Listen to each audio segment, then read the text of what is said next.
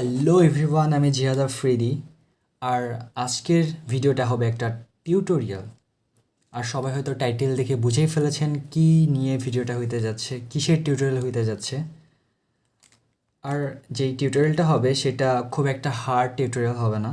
এটা হচ্ছে একটা গিয়ার কিউবের টিউটোরিয়াল হবে। সো গিয়ার কিউব মেলানো খুব ইজি, তো কারো কোনো রকম প্রবলেম হবে না এটা শিখতে কীভাবে মেলাতে হয়।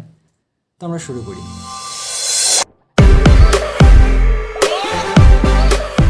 যারা এই গিয়ার কিউব মেলাতে চায় তাদের যদি এই 3x3 রুবিক্স কিউবটা জানা থেকে কীভাবে মেলাতে হয় তাদের জন্য খুব ইজি হবে এই গিয়ার কিউবটা মেলানো।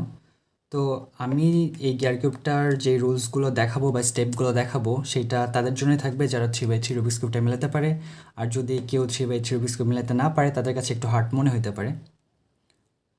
তো ফার্স্টেই আমাদেরকে যেটা করতে হবে, এই স্ক্র্যাম্বল করতে হবে, তাছাড়া তো মেলানো যাবে না।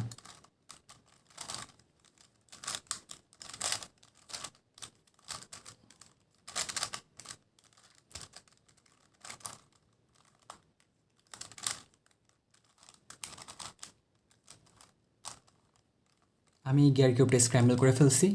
তো এখন আমাকে যেটা করতে হবে, ফার্স্টেই হচ্ছে যে স্টেপটা আসে সেটা হচ্ছে আমাকে এই কর্নার পিসগুলো সলভ করতে হবে।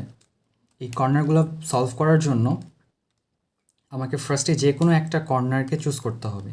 আর আমি চুজ করলাম হচ্ছে এই কর্নারটা যেখানে অরেঞ্জ, গ্রিন আর হোয়াইট আছে। তো আমাকে কি করতে হবে যে এখানে যে কর্নারটা আসবে আমাকে সেই কর্নারটা এখানে নিয়ে আসতে হবে। তো এই কর্নারটা সবসময় এইখানে থাকবে অথবা হচ্ছে এই উপরের লেয়ারের যে কোনো জায়গায় থাকবে। তো আমি কর্নারটা খুঁজি, এই যে এখানে যে কর্নারটা আসবে সেটা হচ্ছে যে এখানে আছে। তো আমাকে কি করতে হবে, এই যে গিয়ার কিউব আছে সেটা হচ্ছে ঘোরানোর সময় এই দুটা লেয়ার একসাথে ঘুরে, রাইট আর মিডল লেয়ারটা একসাথে ঘুরে। তো আমাকে সেজন্য মাথায় রাখতে হবে যে আমি এটা একবার ঘোরাতে পারবো 180 ডিগ্রিতে, মানে হচ্ছে 180 ডিগ্রিতে ঘোরালেই হচ্ছে এখানে চলে আসবে। তারপর হচ্ছে যখন আমি দেখব যে এই দুটো মিলে গেছে তখন উপরে আমি দেখতে পারবো যে বাকি যেই দুটা কর্নার পিস আছে সেগুলো হচ্ছে সলভ হয়ে গেছে। তো তখন আমি ইজিলি সেটা হচ্ছে নিচে আনতে পারবো। আর সেটা হচ্ছে 180 ডিগ্রি ঘোরাতে পারবো, কারণ আমি হচ্ছে এখানে 90 ডিগ্রি ঘোরাতে পারবো না, আমাকে 180 ডিগ্রি ঘোরাতে হবে। তো তারপরে দেখবো যে আমার হচ্ছে হোয়াইটের সবগুলো কর্নার রাইট পজিশনে চলে আসছে। আর তাহলে এই হচ্ছে যে ইয়েলোটা আছে সেটাও রাইট পজিশনে চলে আসবে। দেন হচ্ছে বাকি যেগুলো আছে সেগুলো প্রায় সলভ হয়ে গেছে। আমাকে শুধু অরেঞ্জটাকে অরেঞ্জের প্লেসে নিয়ে আসতে হবে, আর তাহলে হচ্ছে সবগুলো কর্নার সলভ হয়ে গেছে। এইভাবে হচ্ছে ফার্স্টে আমাকে এই কর্নারগুলো সলভ করতে হবে।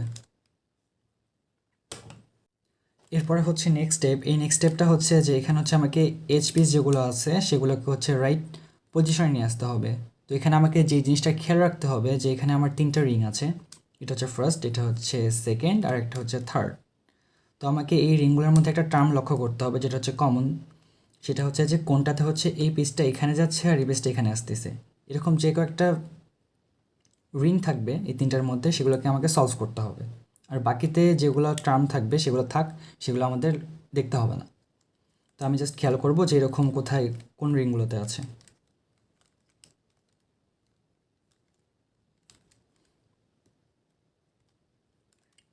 যেমন এই রিংটাতে হচ্ছে এটা এখানে যাবে, এটা এখানে সলভ হবে। তো আমি অ্যালগোরিদম ইউজ করব। অ্যালগোরিদমটা হচ্ছে এই অ্যালগোরিদমটা। তো আমরা ইউজ করি অ্যালগোরিদমটা।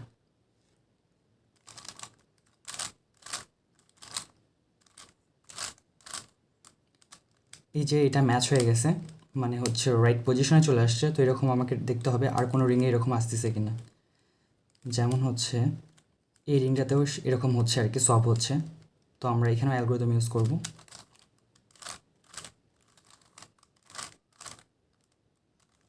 আর এখানেও হচ্ছে ম্যাচ হয়ে গেছে। তো আমার আরেকটা রিং আছে, এই রিংয়ে দেখি যে এরকম কিছু হচ্ছে কিনা। এখানেও হচ্ছে এরকম হচ্ছে। তো আমাকে এখানে হচ্ছে এই রুলসটা ইউজ করতে হবে।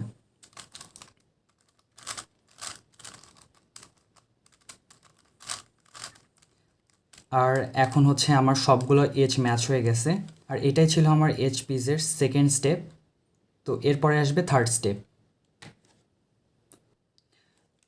এই থার্ড স্টেপটাই হচ্ছে লাস্ট স্টেপ, আর এটা খুব ইজি।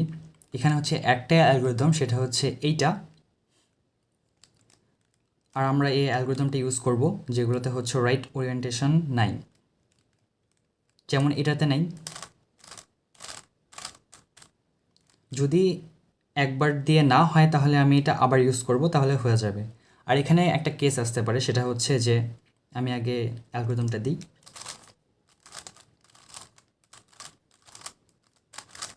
এরকম একটা কেস আসতে পারে যেখানে হচ্ছে একটা রিং সলভ হবে কিন্তু বাকি দুটো রিংয়ে হচ্ছে অপোজিটে থাকবে, কালার অপোজিটে থাকবে। তো সেটার ক্ষেত্রে হচ্ছে আমি দেখব যেটাতে হচ্ছে চারটাই ডিফারেন্ট কালার আছে, মানে হচ্ছে যেটাতে চারটে ডিফারেন্ট কালার আছে সেটা ধরবো আমি। সেটা ধরে হচ্ছে আমি এই অ্যালগরিদমটা ইউজ করব, যেটা আমি কিছুক্ষণ আগে করলাম।